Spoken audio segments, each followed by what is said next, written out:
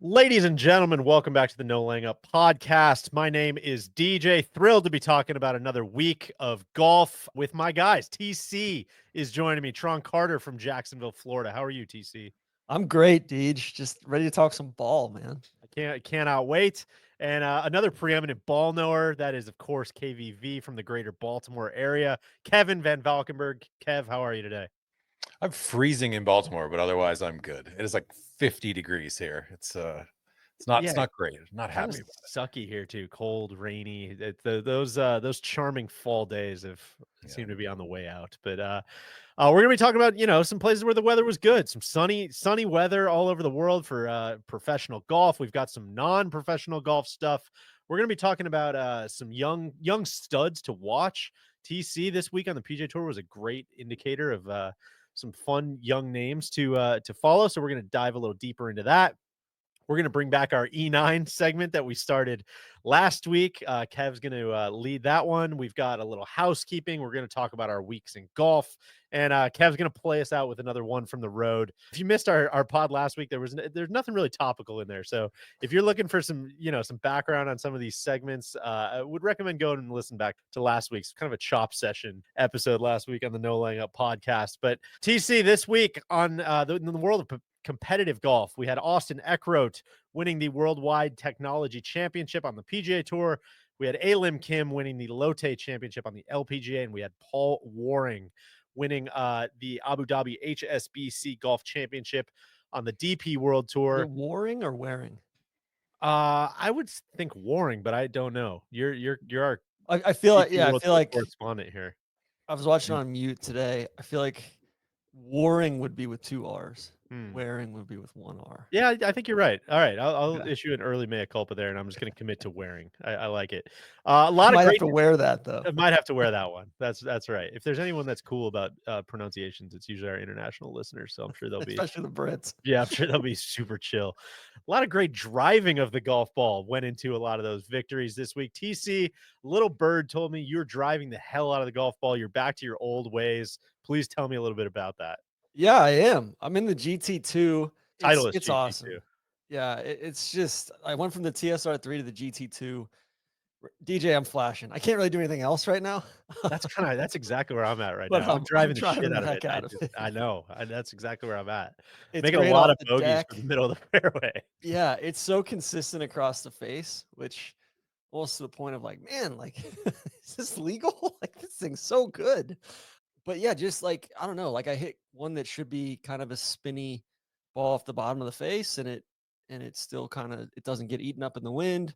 I hit one off the top of the face and it doesn't quite knuckle as much. And it's a great driver. I've got the Ventus Black, I think 7X in it, and it's like that's been awesome as well. Yeah, like life is good with the woods, man. It's I got the Ventus Black in my 3-wood, my 5-wood now as well. My T200 4-iron is going, and then I just kind of get progressively worse as I get down to the bottom of my bag. So I would say just go get fit. The GT is as good as it gets, and I've had a bunch of friends who've gotten fit for it, and they've said, dude, like I'm agnostic. I just went to a fitter and I said, hey, put me in whatever the best numbers are. And to a man, they're in the GT. And on top of that, it looks great. Like I'm a big aesthetic guy. And the sound is good. The sound is great. Put a little polymer in there. So I would recommend just go get fit and let that take care of the rest. It's really, really good. Take my word for my it. house. I'm pretty excited about that. Yeah, you finally got the 5-wood, huh? Finally got the 5-wood. I'm gonna smoke that thing if I ever. So it's funny. I've actually stopped hitting my 3-wood as much just because I hit my 5-wood so much more, especially off the tee. It's freaking awesome. Good to have a weapon. Good to have a go-to weapon, a little off-speed pitch you can go to. Did you know, TC, Titleist is the most played driver on the PGA Tour and has been for 6 seasons and counting. That's something I'm still getting used to. It's always been the number one, golf ball, but they've been the number one driver for a long time as well. Yeah. Titleist drivers are also the top choice of the players on the DP World Tour, the Corn Ferry Tour, the list goes on. Probably the top driver at the NIT as well a couple of weeks ago, I'm sure. Yeah. Same story at the game's biggest junior and amateur championships. Titleist was the most played driver this season at both the men's and women's NCAA championships, the U.S. men's and women's amateurs, the U.S. boys and girls junior championships, the amateur championship, the RNA version, of course. the Asia Pacific Amateur, the Onwa. You get the idea. Just Titleist could have saved us a lot of time. All the best events in the world. Titleist is the #1 driver. Head to Titleist. And the amateur events and That's like right. the junior event. I would say like that's where, most of those kids are getting paid to play Right. it. Gonna play the best stuff.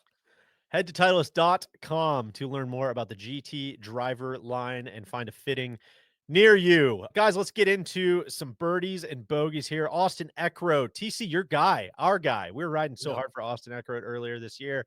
Shoots 63 in the final round to win the Worldwide Technology Championship over what I'm going to call a bona fide fun leaderboard of some young studs. We had Carson Young up there. We had Max Grazerman, who's playing some of the best golf in the world. We had our guy Justin Lauer up there. We had Joe Highsmith. This is, of course, Austin Eckroat's second win of the year. He also won at the Don't Call Me the Honda Cognizant at Palm Beach. TC, what do you think? Biggest takeaway from the week? What felt different about this week than kind of the rest of the fall? I think it actually felt similar to the Black Desert Championship in that it's kind of a resort course, but it's fun to see these guys. They're short grass all over the place. It's super wide. Like this is where our friend Adam Long became Mr. 69 last year by hitting 69 fairways in a row. I think he had to do that outside of the bounds of this tournament, but I believe this was the bulk of that. Eckroat, it's really interesting with him. He won at a course that I think is probably the polar opposite of this one as far as driving the ball. Yeah. Down at PGA National. And so I'm always fascinated when guys win on varied golf courses. It's that's kind of a nice calling card to have. And ball striking kind of travels anywhere, right? And I think you saw that with this leaderboard. Like, Grazerman's a great ball striker. Carson Young, like kind of took driving accuracy out of the equation. And it's like, all right, how good are you? It's a second shot golf course. How good are you here? And none of them, I think Eckroat moves the ball pretty good. Grazerman moves the ball pretty good, but none of them are like bona fide bombers, longest dudes on tour. They're just, iron playing aficionados. So yeah, I mean, I think I've been shouting it from the rooftops since like kind of middle of last year of just like Eckroat's really freaking good. And I think he's probably going to make the Ryder Cup team next year. Ooh. Yeah, that was my takeaway to TC. Is I'd love to see some new blood. Stop relying on the sort of olds that have not gotten it done, and get some young killers in for the. Thank you for sticking up for the American side. Frankly, I know it's hard for you, but it's good that you're rooting for us to get some young dogs in there. Yeah, just you guys got to follow the playbook, right? It's true. Eckroat, yeah, he keeps chipping away. It's fun to watch guys that start out with all the raw materials and then just kind of keep making things a little better and a little better and a little better. You get into some of these PGA Tour tests, and even if you're not having overwhelming success at first, you kind of figure out what levers you need to pull. It seems like his iron plays just keeps getting a little better each year, and you can kind of see what the dividing line is between being a kind of middle of the pack guy who keeps his card and being a guy who gets 2 wins in a calendar year. So yeah, fun to watch. I also thought the golf course was really like pretty fun to watch, man. I mean, it's the Tiger golf course down there in Mexico that I don't know if I kind of El Cardonal, which I don't know if I kind of slept on last year or what, but I was really enjoying it. Kev, did you like the Cardinal? The Cardinal. That's right. That's right. In Espanol. A little translated for you. I appreciate that. It means the Cardinal. It's a bird. Kev, any big takeaways from you this week on the PGA Tour?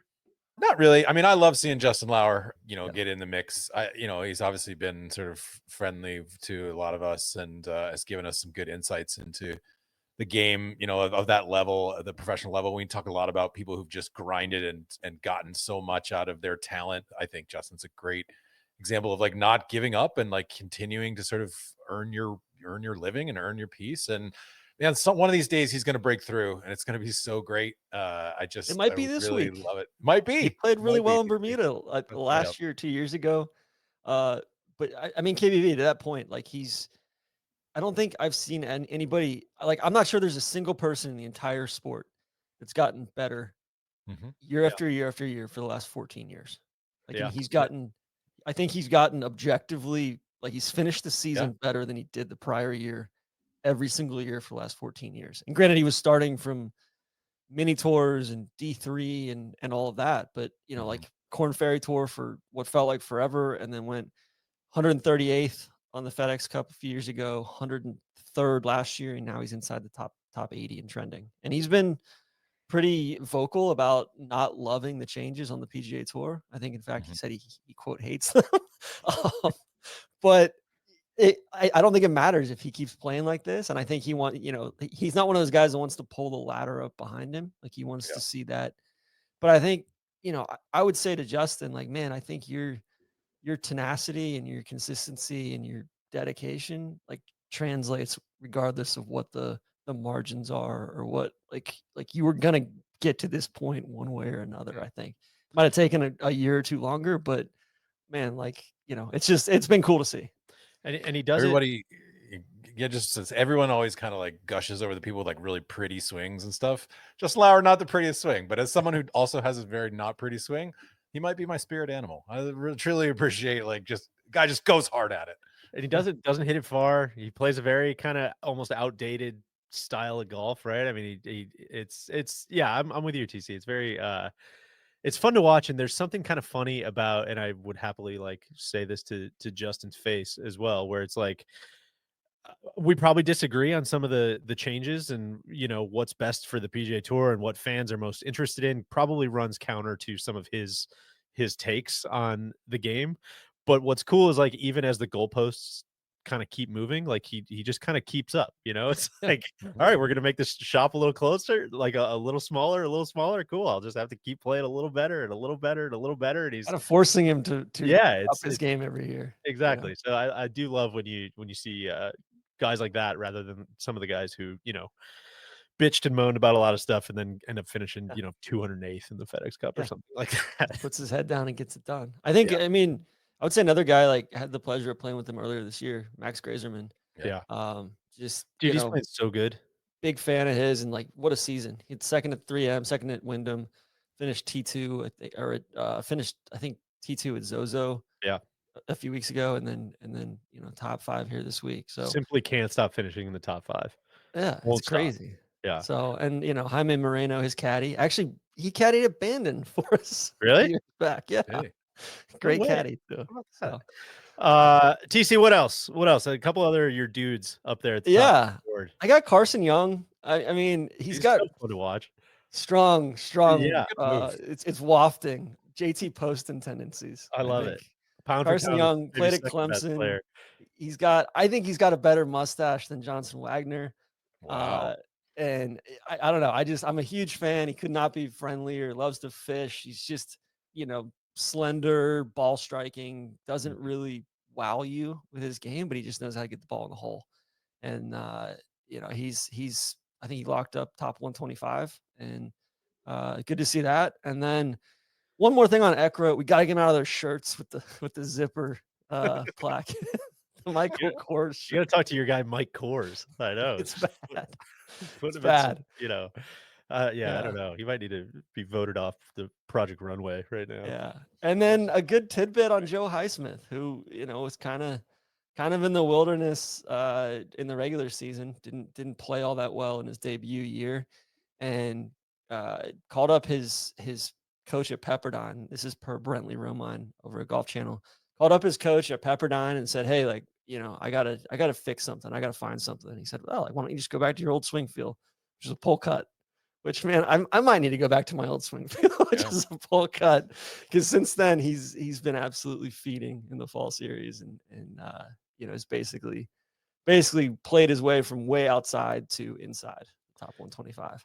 Hard to find a place where the pull cut doesn't play. I'm kind of with you. I might need to just start leaning into that as well. Please come join me, boys. I've been playing it for 5 years. I know, that's what Neil's trying to get rid of it. He in his TPI video, he's like, "Oh, I don't want to hit a draw, but I want to know what it feels like to hit a draw," which is an interesting thing we kind of unpacked a little bit. It was funny. I played with a couple of guys this week who hadn't played with me in a few years, and they're like, "Oh, TC, like, your swing looks so much more normal now. Like, it's like having the over the top move." And I'm like, "I don't know, man. I kind of want to go back to the over top move. I'm not playing as well." That's true. That's TC's at his best when he's aiming about 40-45 yards right at the target, and just terrifying playing partners that he's about to drive it directly into a fence or something, only to hit the sprinkler line. So one of the big takeaways for me from this week, I think just kind of checking the board was like going down the leaderboard and just being like, oh, okay, and seeing some more of these names that like some of the events in the fall kind of become like who is that? What's going on? Yeah. And this kind of felt like the best version of the fall where you had a couple bona fide guys that are like, all right, I think they can make some noise next year. These are a couple guys that keep popping up and kind of are starting to put together pretty nice seasons. So I wanted to TC kind of take this opportunity to maybe just get on the record with let's call it 3 guys each. We'll probably have some overlap.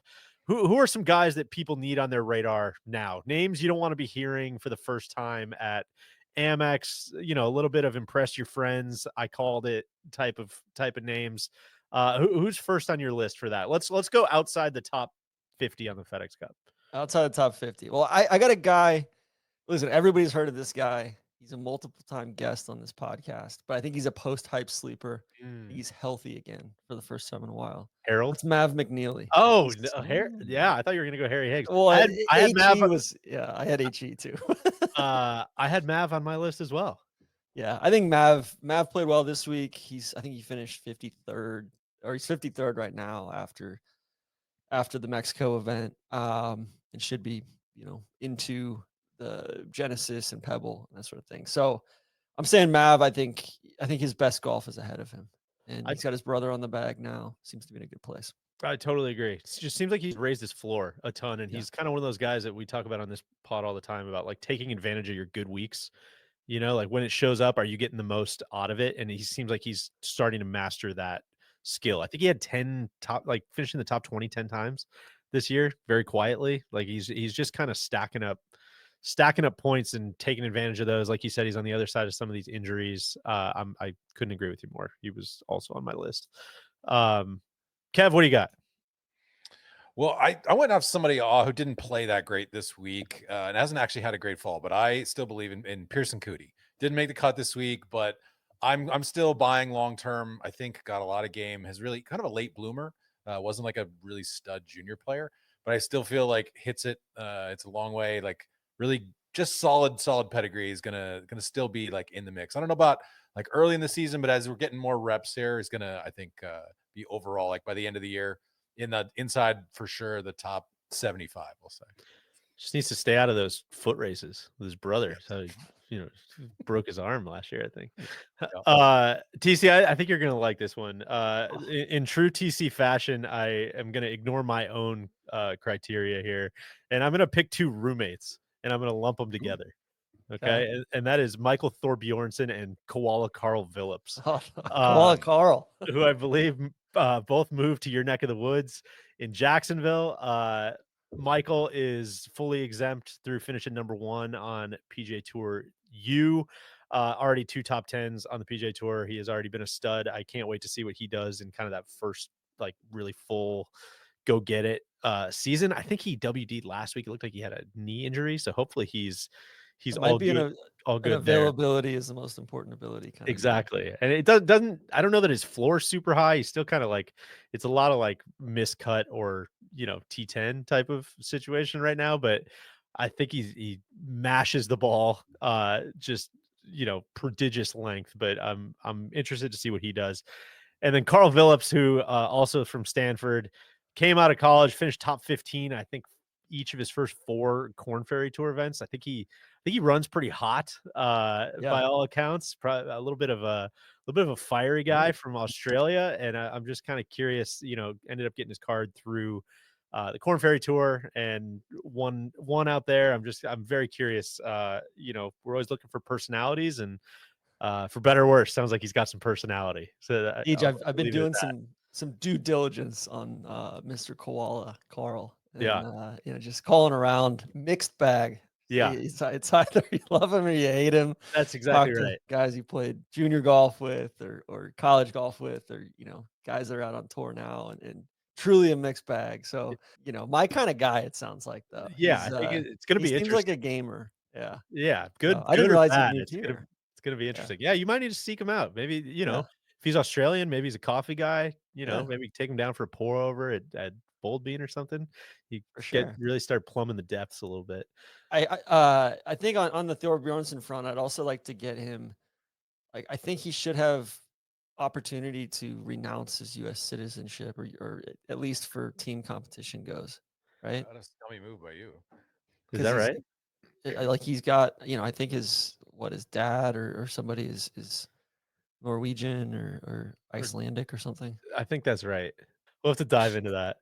All right, who else you got on your list? I'm going a guy that I think is going to get his card via the DP World Tour top 10. I'm trying to think who that would be. Hold on, let me make sure I'm pronouncing his name correctly. I was gonna say, was with the guess? I'm unclear. No, Nicholas Norgard. Okay. I saw this purely just in your notes. Looks like he's balling out. He's balling out, dude. He's balling out. He won the British Masters, won the Masters of Britain a couple months ago, and he was firmly ensconced outside the top 300 going into the year. Now he's firmly inside the top 100 this year. I was talking to the crooked friend of the OWGR. program, Rue McDonald, about him. He's Danish. Rue said TC, he's 32, but his best golf's ahead of him. Look out for this guy. He's going to make a serious run for the European Ryder Cup team. So I guess he absolutely moves it. He's a ball striker, and looking forward to seeing him hopefully on the PGA Tour next year. All right.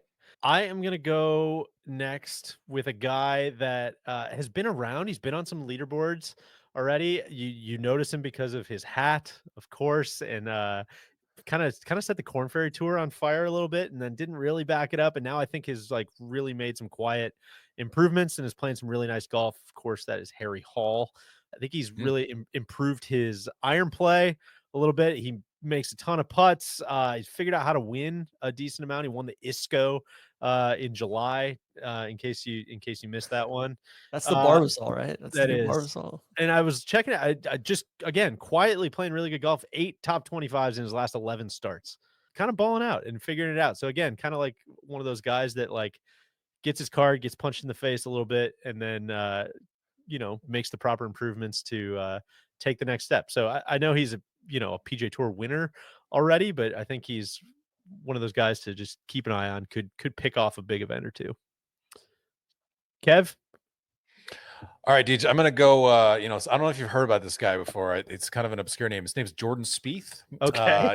He asked us to pick somebody outside the top 50. Oh, and that's such a bleak. And so he's ranked 78th. He's got coming off a wrist injury. I expect big things. No, in all seriousness, I do think that like he has been putting aside this injury for like years and years and years, being like, oh no, it hurts, but it doesn't bother me. Like it doesn't affect my golf. Finally, we're going to get that wrist right. Probably start slow in the season. Who knows? I don't expect like great competition, but I think like come by the mid-season, we're going to get to see the Spieth of not maybe of 15, but of like 17.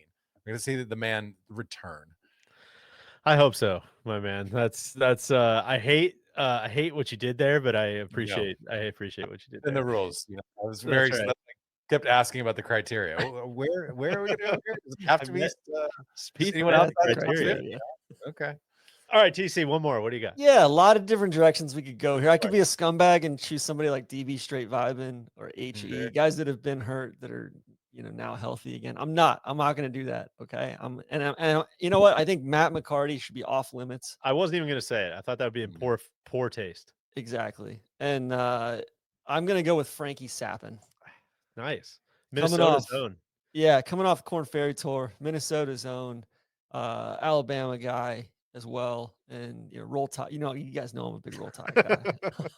Neil was talking about Alabama. Apparently he's hating Alabama's offense they're running right now. Some sort of option that he hates. I don't know. We could take that off. Well, they were just running that last night because Brian Kelly, like his defense is atrocious right now. Gotcha. Okay. Anyway, be quickly wading into the wrong room and just be like, "Oh shit, what am I doing? I gotta get out of here. I don't know what I'm talking about." If you talk to anybody out there, he's one of the first names off their tongue. Of like, yo, that kid's like really freaking good. Like he's gonna win. So I'm bullish. I love it. All right, last one for me. This is a guy I don't know. I don't know that I have super high expectations, but this is just someone I'm very interested to see play a full season on the PGA Tour. That is Braden Thornberry. He was on my short list, dude. A guy that just won so much as an amateur, won the Jones Cup, won the NCAAs, won the Sonny Hanna, won just like absolute killer, like can't miss. This guy's going to be the dude. And then just got mired on the Corn Ferry Tour since like 2019. He just kind of couldn't break through. No wins until his last start at the Corn Ferry Tour Championship, which I think did enough to get his card. And now, I don't know. I just have a soft spot for guys like that are absolute studs, but don't get through the door right away. And it takes, a half a decade to actually kind of roll the boulder over the hill. It's just, again, maybe that's because the skill set isn't there, or maybe, his best golf is behind him, or he peaked too early, or like, who knows what the reason is. But it's fun to see guys that are like bona fide winners get a chance to go out and figure it out, and just, roll the balls out there and see what happens. So we'll see. Braden Thornberry, I'm excited to see what happens next year. Kev, you got one more for us? Yeah, I'm going off board again. I don't care if this is scummy. I'm picking Luke Clanton. Is not a pro, obviously. Still am at Florida State, but played so well in his PGA Tour starts that I feel like has the potential to be like a Spiethian rise here. That like this might be the next star of things. Like just going to come on and win a tournament, get his card, and then all of a sudden just like run from there. And if he doesn't get his card, then, he gets to play the Walker Cup at Cypress Point, which feels like a pretty good consolation. All right. Well, listen, keep an eye out for, it's kind of that time of year. Start getting your fantasy golf teams all dialed with maybe some under the radar guys. We got to come up with some games, maybe a draft or some sort of season long stuff. That stuff always makes the season a little stickier. I agree. I think, and we'll look towards the following weeks, next week, the week after, to really dig in on the 125 bubble in the Aon Next 10 bubble. I know you're a big Aon Next 10. Love the Next 10. But I do want to give a shout out to a guy that's on the bubble this week, Toasty. I know. Toasty shot 82.69. He was almost my pick, but that 82 scared me a little bit. Which, listen, I didn't know there was an 82 out there on this golf course. I know. That's like I was talking to somebody who was down there. He was saying Eckroat like chunked a chip like that at least 3 other times this week, like he did on 18, and he still finished 2,501 or 2,401. So, but 63 to anybody that says we don't need to cut these fields down, we got Robert Garrigus, Eric Barnes, Troy Merritt, Tim Wilkinson, Billy Andrade. Like these fields don't need to be any bigger than they are. We can shrink it by 12 guys this time of year, 24 guys this time of year. Everything's gonna be fine. All right. I think that's right. All right, TC, before we're going to get into a little bit of LPGA, a little bit of DP World Tour, but before we do, I want to shift over into the Serve Pro Mea Culpa realm. This is, of course, brought to you by our friends at Serve Pro, the #1 choice in cleanup and restoration, making any disaster like it never even happened. I want to start with the good, which is the Golf Feuds podcast that KVV and Solly did that came out last week. I was listening to it on an airplane this week and just tears streaming down my face when you got to some of these old stories you're reading. If you have not listened to it, I give it my strongest recommendation. Kev, in the first half, talks through his the golf feud that he picked is basically, I don't know, the whole of Europe against the 1999 American Ryder Cup team. And really breaking down some of those quotes. TC would be a tough listen for you because, they're really coming at some of your European heroes fast and such. heavy. I have not listened to it yet. God, it was funny, man. It's so good. And I had a bunch of people reach out. They're like, "Yeah, that's the best thing you guys have done in recent memory." It was fantastic. But Kev, the bad, and the reason that we were going to make this the Serve Pro Mea Culpa, just there was a lot of great accent work. Some of your unnamed columnist from the Daily Mail sounded a lot like Sideshow Bob, I thought, but it was still really good stuff. I think you wanted to apologize for maybe your Sam Torrance. Yeah. So when you're putting together this research stuff, you have a big long document of stuff, and it's a little bit. It's like you're on stage, you're trying to deliver a performance. I'm trying to make Solly laugh. And I think as I started, I didn't anticipate doing a Sam Torrance accent. But as I was kind of reading, I got halfway through it and I was like, oh shit, like this isn't an English golfer. This is Sam Torrance, like one of the great, Scottish golfers. Got a really deep, wonderful Scottish voice. And so a lot of the Scots were very kind, reaching out to me and be like, Kevin, like really enjoyed the pod. Great accents, but seriously, like, fuck you for this, for your Scottish accent. So bad, like embarrassing. You're uninvited. And so for our Sir Pro Mea Culpa thing, I really wanted another shot at Sam Torrance's favorite quote, which about I think Tom. we need to set the stage just a tiny bit for those that are not familiar with any of this. Of course, the 1999 Ryder Cup at Brookline, Justin Leonard, 17th hole, makes a long putt. The U.S. team goes wild. Very enthusiastically pointed out on the podcast, nobody stepped in Jose Maria Olazábal's line. They are well on the other side of the green. Somehow this legend gets built up that like the entire team ran across Ollie's putt before he putted and they spiked up his line and he had to, putt it through this minefield. None of that happened, but you would not know it from any of these quotes, which read, like this one that you're going to do from Sam Torrance here. Yeah. So Sam, for whatever reason, singled out Tom Lehman as like the number one like enemy of America. Like everything wrong with America was embodied in Tom Lehman. And Tom Lehman, like, really, like, was a bit for years was like that 50 Cent gif of like, what do you say fuck me for? Like, what the fuck I do? But isn't Tom Lehman like the most upper Midwest, like, vanilla dude on the planet? Yes. But anyway, I think this quote really was one of our favorites from doing it. And I watched a couple Sam Torrance videos and I just wanted to take one more crack at this because of how much I love our friends in Scotland. So here we go. It was the most disgraceful and disgusting day in the history of professional golf. The spectators behaved like animals, and some of the American players, most notably Tom Lehman, acted like madmen. This is not sour grapes. Definitely the not. whole American team and spectators ran right across over Ollie's line. He still had a putt to tie the hole. We could still take the Ryder Cup home. It was disgusting. And Tom Lehman calls himself a man of God. His behavior today was disgusting. Oh, God. There you go. That email is kvv@nolegup.com. If you have any issues with that accent or any accents herein, can't recommend reaching out enough. We got more more stuff about your Buffalo accent after the trap. Did I do a Buffalo accent? God, I didn't even but everybody realize. said it was a Long Island or a Chicago accent. Listen, the accents will never are promised to be accurate in any way. Region, country, historically, these are all restrictions just, apply. Just start leaning into it. It's like that House of Gucci movie. That was a choice. I did that on purpose. Or like when Sean Connery was like the captain on a Russian submarine and he spoke with a Scottish accent in Hunt for Red October. Like, you just go with it, all right? Just don't fucking think too hard about it. And I'm told it was never mind. We'll do it on the next okay, session because I think I'm gonna mess it up again and it's gonna be one of those Russian nesting dolls of Surf Pro Mea Culpas. Speaking of Russian military, we're going to get to some LPGA coverage here in a second. But that cleanup is brought to you by our friends at Serve Pro. There's, of course, this week's Mea Culpa section. Thank you to Serve Pro, number one choice in cleanup and restoration, making any disaster like it never even happened. There you go. Sam Torrance quote, never even happened. Thank you, KVB.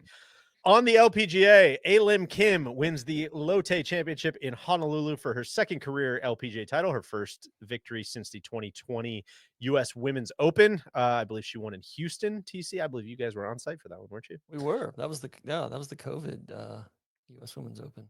She won by 2 over Natalia Guseva, who, just a little bit of, I'm doing my due diligence. Kind of weird. No one's really picked up on this. I don't know that there's any like mainstream coverage. I know Cody and Randy are kind of on this. I'm sure it's been mentioned on the LPGA pods, but our dad's basically in charge of like the Russian company who's making all the missiles that are bombing Ukraine right now. It just seems like that's I don't know, not her fault, but it's just an interesting thing that, you would think that would come up somewhere. But anyways, she's playing really nice golf. I think she's like into the top 20 of the race to the CME Globe. She's going to have a chance to win $4 million at the Tour Championship here in a couple weeks. So she went to the U, right? She went to the U. Just an interesting, I don't know. I found myself watching like these Russian news kind of like, bootleg investigative journalists kind of breaking it down on YouTube. I don't know. I was in some weird corners of the internet today, but You're gonna get served up some good stuff, for man. sure, Who no among doubt. us hasn't like looked into a Princess Arms dealer? Yeah, exactly. The win also bumps Elam Kim inside the top 60 from 65th to 22nd to lock up a spot at the upcoming Tour Championship. Only other note I had, possibly Angela Stanford's last LPGA event. She made the cut, finished T26, hit every green on the back nine. That was kind of a fun little stat. Anything on the LPGA from you guys before we moved on to the DP World Tour? NASA continues to Yeah. just play great golf. NASA's so freaking good. It's so fun to watch. consistent. I love it. On the DP World Tour, 39-year-old Englishman Paul Waring. Don't call me Paul Waring, or maybe do. I'm not sure. DJ at nolayingup.com. Wins after a Saturday course record 61, puts him in position at Yas Links. TC, is this a certified BDE? It is. Yeah. Yeah. This is one that Tommy went back to back at. This is and he might be the links master, right? It's a links course. Kyle Phillips design. Held off Rory, Lowry, Tyrrell down the stretch, moves up to 5th in the race to Dubai standings. And this puts him in line for a PGA Tour card 2025. I think he's like 39. So Matthew Jordan and Matt, don't call me Mike Wallace, both made runs as well. And Torbjorn Olesen played well. I think it was his 3rd top 7 in a row Nice. this week. Kind So of a half Blandy. yeah, right. No, it's a double Blandy. Yeah. Those are all. No, Blandy was in 14 finishes in a row. I think Blandy was in Bali this week on vacation after he played in like the international series thing or the Asian tour thing, and then he like played awful and then just went to Bali on vacation. He had a big Instagram story about this big rainstorm the other night at his resort. Otherwise, Tommy shot 62 in the first round, set the course record, and then it was broken by Waring. Except for Waring, they're not counting it as. I'm not sure if they were lift clean in place. So no, actually no, that was Q School. They are counting this one. Disregard. We can yeah. report. Tommy shot a bogey-free 62. It was awesome. Other notables, Tommy faded. We're not worried about that. He's playing great golf right now, though. Okay. Waco finished 23rd. What else we got? We've got the Tour Championship next week in Dubai. The top 50 are teeing it up. The top 10, as it currently stands, Rory. I think Rory's so far ahead that like they don't even need to play it. But Rory, Tristan Lawrence, Rasmus Højgaard, William Ho, Paul Waring, Tyrrell Hatton, Tommy Fleetwood, Nicholas Norgard, Big Shot Bob, and Matteo Manacero. So, we'll see. We'll see what happens next week. In I think 52 of the. I think they had to go down to 52 to fill the field. Like there's 2 guys not playing. But Gotcha. KVV, you and Solly can find company and not being allowed in Scotland anymore. After Solly's Big Shot Bob, slander. Well, didn't you renounce Big Shot Bob? If I'm remembering the correctly, road hole thing. Yeah, I did, but that was different. for proper. That was like That I was was in support of justified in Bob, doing so. actually. Oh Yeah, maybe Big Shot Bob shouldn't be allowed back in Scotland after those comments. Or shouldn't be allowed outside of Oban. Sure. TC, I was surprised to see you put a Charles Schwab Cup Championship update on the agenda here. It seems like there's a specific reason for that. Yeah, it was. Listen, I haven't watched it. PJ Clark, the producer for the Shotgun Start, showed up. He had a great video or great Instagram story, Twitter story from on site, all sorts of activations. But he was standing in front of the giant inflatable colon that they had out there. The Cologuard shit in the activation. box, Cologuard thing. Yeah. So Stephen Alker's probably going to win. I don't think he even has to do much this week to win. Bernhard Langer shot his age for the 22nd time on tour, and a win this week. He was leading going to the final round. A win this week would extend his Champions Tour winning streak to 18 years in a row, which I think is every year that he's been eligible for the Champions Tour. Now, are all of those wins going to get stripped away because he was anchoring the whole time? Possibly, but he's doing it Still, So stay tuned. can't deny he's out there doing it. Do you think there'll be like a replay challenge that comes at the end of his career that erases them, or is it? That'd be You sick. know, Yeah, I don't know. yeah. I don't know who would Listen, even. how will he be remembered? Is there an asterisk there? What an interesting cause for somebody to take up. That would be inspiring. Somebody on Twitter. Are you being facetious? There's a No. guy Oh, no, there's a guy guy, on yeah, X or Twitter or whatever who, like, I had to block him like a year ago.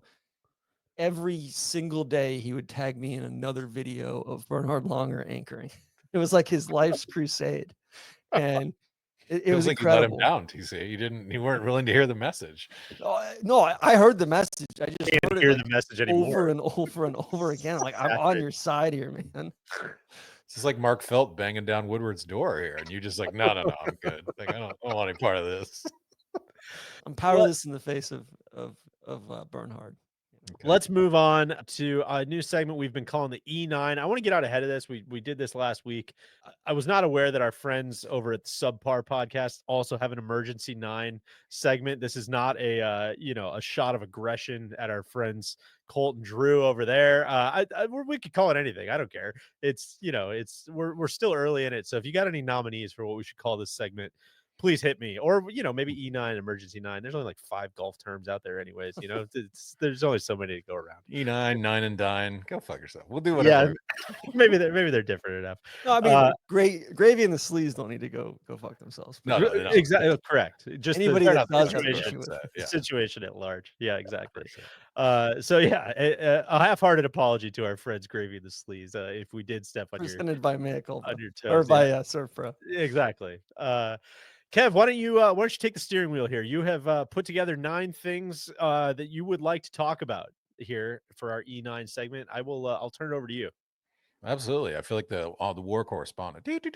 I'm reporting here from Belgium. All right, number 1 on my list this week, guys. Rory tells our friend James Corrigan of the Telegraph that he will likely play a reduced PGA Tour schedule next year. Quoting Rory here, there are a few tournaments that I played this year that I don't usually play that I might not play next year. Like I played in the Cognizant in Palm Gardens, the San Antonio, and down at Hilton Head. I'll probably not play the first playoff event in Memphis. I mean, I finished dead last there anyway, tied for 68 in a 70-man field, and I only moved down 1 spot in the playoff rankings. TC, that kind of feels like it reveals a little bit of a flaw in the playoff model if one of the guys certainly who's contending for the championship isn't even going to do it. But what does it mean? Are we seeing less of Rory on the PGA Tour next year? He already said all this stuff, didn't he? Like, he said it kind of. He may have gone back on a little bit. I feel like I don't know if you've noticed, TC, but Rory doesn't always like have consistency in some of his public statements. Consistency. He did say at this point in my career, hey, I'm 35. I've been out of here for 17, 18 years. I'm just going to go to the places that I enjoy and where I play well. Look, I've done the hard slog. I've done this sort of 25, 30 events a year, and I'm not getting any younger. I think, I think it's another dare to Jay, just like the upcoming match is of like, hey, you can either like. Is that a match or a showdown? The upcoming showdown. DC regrets the error. Where it's like, hey, you can find me for this or don't, but I'm gonna this is how I'm gonna operate. Because I think previously, a couple months ago, he had said, hey, I think I'm only gonna play 18 to 20 times a year. When you strip out the majors, the players, most of the signature events, the events he plays on DP World Tour, it doesn't leave a whole lot of room. In fact, it leads some chops, even not playing all the signature events. It feels like he's saying, like, I don't care if I want to skip signature events now. I'm not tethered to that. I'm sort of reading between the lines a little bit there. Which, yeah, I don't know. Which, if we're going to go back to 2 years ago. Or even if we're going to go back to we're all in this together, why don't you guys just say nice stuff about the state of pro golf? It's like, dog, you're not even like playing all the events that are supposed to be the ones that are getting fans in the door. So it's like, I've totally forgot we're all in this together. It's a little tough. That was a good reminder that we're all in this together. I forgot. Tough on its face to have that stance of like, everyone just needs to work together to really bring pro golf back together and fix this thing. But I also kind of agree with what he's saying, right? Where it's like, yeah, man, you don't need to play these events. And if you are looking out for yourself, then you need to take care of yourself and you need to, not burn yourself out, not play in all these things. And so yeah, And the kinda majors are the only thing that matters. exactly. So, you know, So yeah, this is much more. I'd put this in the folder of him saying he's gonna, he might play the reduced flight ball even if the PGA Tour doesn't adopt it type of camp. Like that goes with those takes over there, which are sick takes that They I are support. skipping the playoff event is like, remember when who was it? Westwood kept skipping the players back in the day. That was sick. Him and some of the other Euros kept skipping Yeah. the players. They're just like, yeah, Originally, just throw Phil it and in my Tiger segment. skipped, playoff events. Like this whole thing got off the ground by basically them being like, "Fart in your face!" Like we're not doing this. We didn't agree to this. Sergio always used to skip the playoff events. Yeah, Fincham and Phil were in a big like feud over the whole deal. Because Phil was like, "I'm playing a sponsors pro-am instead of going to the Deutsche Bank or whatever one year." And Fincham was all pissed off. Guys, Rory also revealed in sort of interviews in the lead up to this week that he would really like, as he sort of goes for this 6th race to Dubai title, he would like to go down as perhaps the greatest European of all time. It got me thinking, what would Rory have to do to wrestle away that title from, I would say, either Faldo or Seve? I think I would lean towards Seve. Faldo does have one more major, but Seve has a lot more wins. What would you guys say Rory would have to do to grab that theoretical title? Ooh. Yeah, that's kind of the are you a romantic or are you like Right. a scientist, right? Like it's Faldo or Seve. I think Seve probably had much greater impact. Yeah. Generally speaking, right? Yeah. Could Rory even catch Seve? Like if maybe he wins 4 more majors, it might be sort of more of an interesting argument, but It's interesting because Faldo had what 6 majors and he had 3 Masters and 3 Opens, and then Seve had 5 5. majors and he had 2 Masters and 3 Opens. Correct. Which I think Rory needs to get on his horse and start winning some majors that aren't at like Congressional and Valhalla. That would be a start. I think the career Grand Slam goes a long way. I think if he can get the Masters monkey off of his back, that tie Seve, I don't know, doing it in an era where competition is, I would say, much greater is, I don't know. I'm not a European, so it's not maybe from my place to decide who the best European ever is. But I think he that would rocket him up the rankings in my books. Or I was thinking about it too. I think he'd have to do something just like pretty legendary off the golf course. Right? Like, who knows? Maybe take some principled stand on like, I don't like the way that pro golf is going and I'm just going to walk away. Kind of feels like you'd get 10 years down the road. And I don't know if people would either be like, man, what a bitch. Or if they'd be like, man, that was legendary. This guy just loves the game. He's our guy.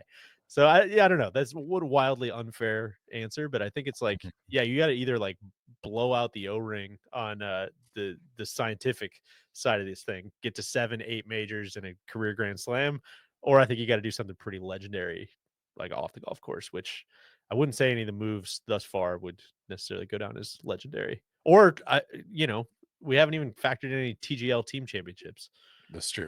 Go win. How many of those did you get the Seve ball win? frogs? Yeah. Boston's had enough championships already. If he could set them over in with theory, another Faldo one. could still win some TGL championships. So That'd be sick. stay tuned. Faldo's getting so much run on those hidden links commercials right now. They got how I feel about KBB.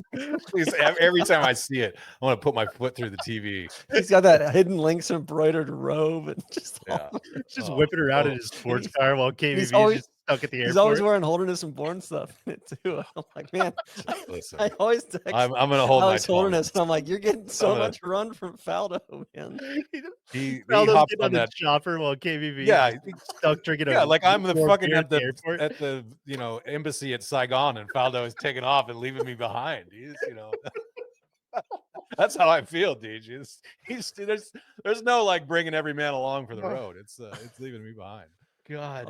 All right, guys. I think Seve had 50 European Tour wins and 9 PGA Tour wins. Rory's got. I think how many does Rory have? Rory's got 26 on the PGA Tour and 17 on the European Tour. Now we'd have to count up their national opens as well. I know that's an important thing for Rory, but I imagine Seve's got plenty of national opens. Seve basically recalculated the whole Ryder Cup too. Like he reframed the entire event essentially. So I don't know. I don't know if it's catchable.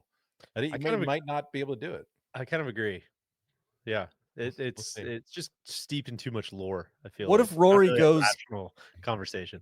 Maybe Ryder Cup is part of it then. If Rory just goes out and goes like 4-1, 5-0 for the next 4 Ryder Cups, that would. Well, remember Rory threw down the gauntlet and said they're going to win at Bethpage this year, which I think is a pretty sick prediction. Put that in the win column if and when we do. Right? If they I win believe in Rory. I at believe home, in us. that's away from home. That would be a pretty cool thing. It's just funny to me that everybody's looking at Rory's 2024 in the context of Pinehurst.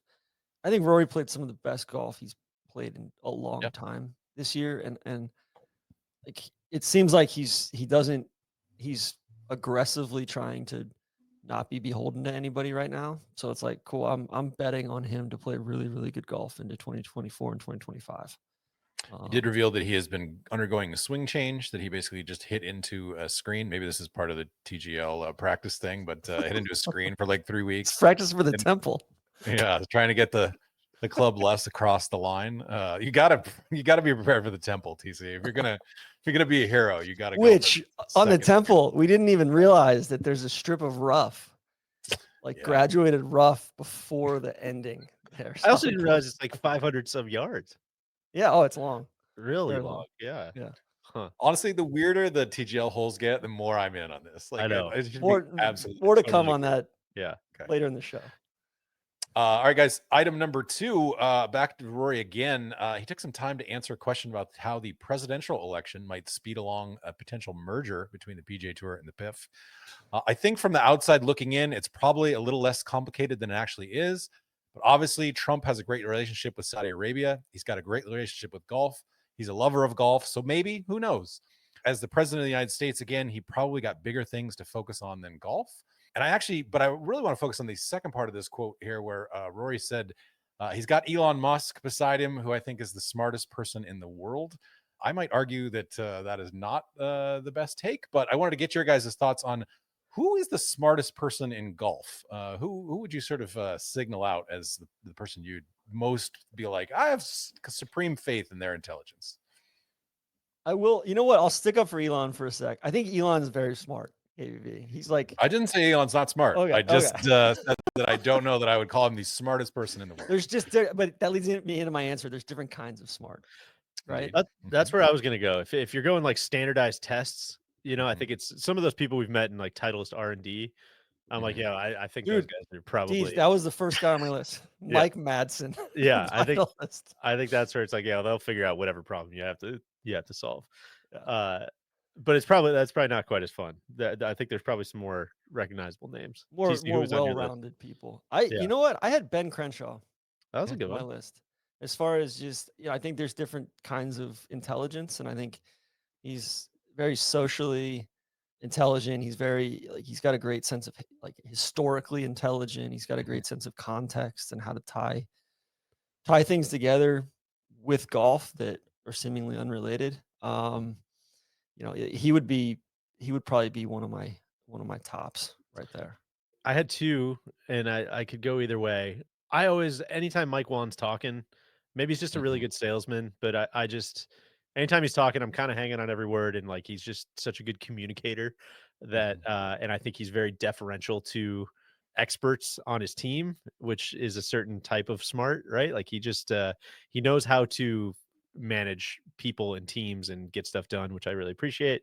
But I think my final answer maybe swimming in similar ponds to TC just because they've worked together a lot, but I'm gonna say Mike Kaiser. I think a guy that just doesn't really make a lot of wrong steps, kind of seems to know, very calculated in everything he's doing, and never seems to really make the wrong call, has his finger on the pulse of what people love.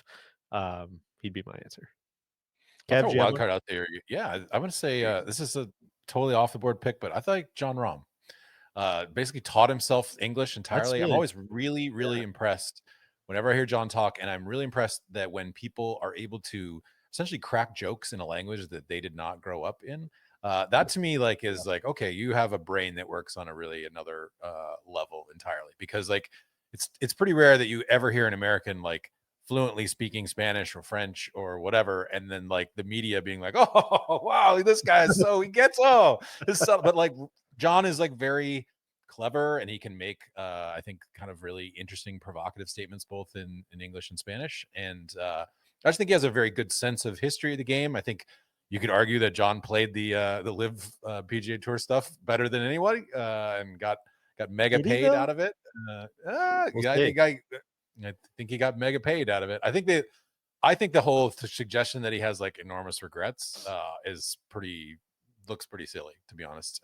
In the retrospect, like he's just a competitive person who, in the end, like in the moment, doesn't love like what's going on, but ultimately like is going to be fine with however it sort of plays out. And if you told John like there's no PGA Tour ever again, he'd be sad, but he'd be like, all right, fine, I'm just going to go and keep grinding. I think he's going to have a huge year. I think he's going to be really good this year.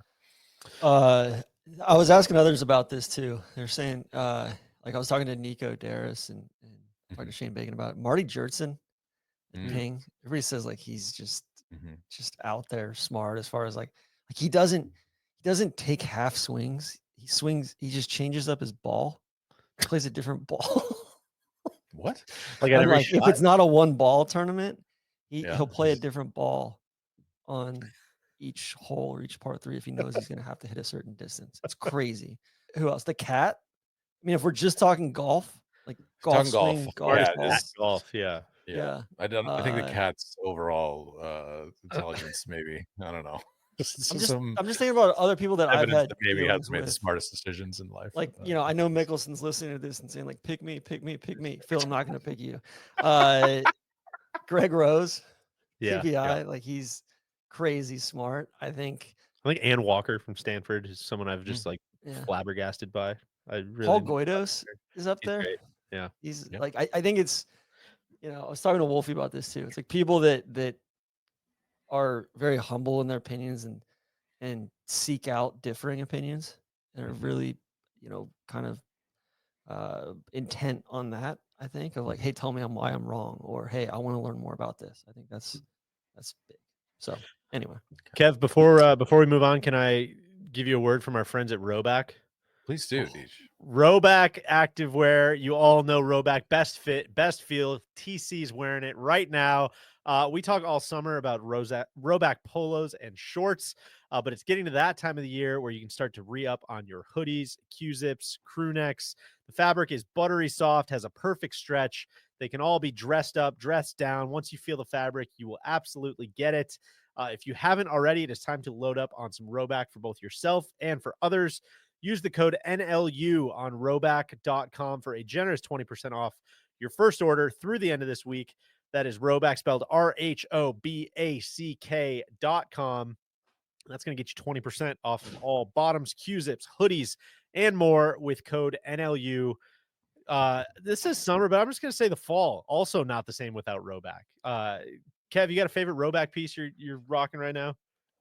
I can't get enough of the hoodies. I think I have 7 of them. They're just like every time we get them in the shop, I'll grab another one of another color just so I can, basically like it's all I'm gonna rock from one day to the next in the winter. Here. Thank you to Rhoback for all the support all year. It's an embarrassingly large portion of all of our closets at this point. I'm sorry, KVV. Back to the E9. Item number 3, President President-elect Trump thanked Bryson DeChambeau in his victory speech Tuesday night. He wanted Bryson to come up on stage with him, and he joked that Bryson couldn't be found because he was off hitting balls. He finally got Bryson to come up on the stage where he was given a nice round of applause. Guys, who is the funniest possible person in golf that a president-elect could welcome onto the stage? God, a lot of directions we could go. I think like Gary Player's up there, right? Of course. I think he's got to be on all of our lists. Just giving him the mic for 5 minutes would be a treat. Oh. Weirdly, I put Billy Horschel on here. That really made me laugh. It was just like Billy had some really interesting ideas about, some farming subsidies that we're working on. He's read the Wikipedia page and he's diving in on that. Had him on my list. I had Jungle Bird on my list.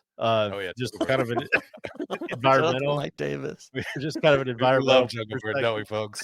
We're just. It's got to change the security at all future events. He loves the trees. Big Uh, trees. Kev, who'd you have? For this example, I had Arnold Palmer's family. Would have been great. All of them. I mean, that was the closing argument to the this Yeah. year's election, is that it just Sam Saunders and all of Arnie's other grandkids and whatnot up there. It would have been Hard- I had hard to argue I had with this Jim goal. Justice. That's a good one. Yeah. You would have to wheel him up there, though. Isn't Baby he? dog. He's not the most mobile man these days, from what I read. TC, And he's kind of quasi in golf these days. It's true. You know? I also had Yasser in the cowboy hat. Or Greg Norman. Or Greg Norman. Yeah, I think just a shout out to those guys would have been really good. I mean, God, what's Slugger would have been good too. Honestly, other one I was thinking was Hal Sutton, just like big Yeah. cowboy hat, like pointing at the audience. This presidency is now in play.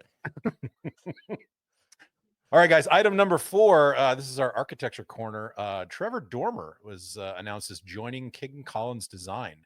Will now be known as King Collins Dormer. Trevor and Rob have been friends for many, many years. Their families have sort of vacationed together, and they've decided, you know what, we finally want to work together. We sort of have the same philosophies and see things the same way. TC, I know this was kind of someone perked your interest. What did you think about this announcement? I liked it. I think Dormer's been on some cool Core Crenshaw projects. I know him and Rob worked together at Yokohama over in Japan, place I'm dying to see.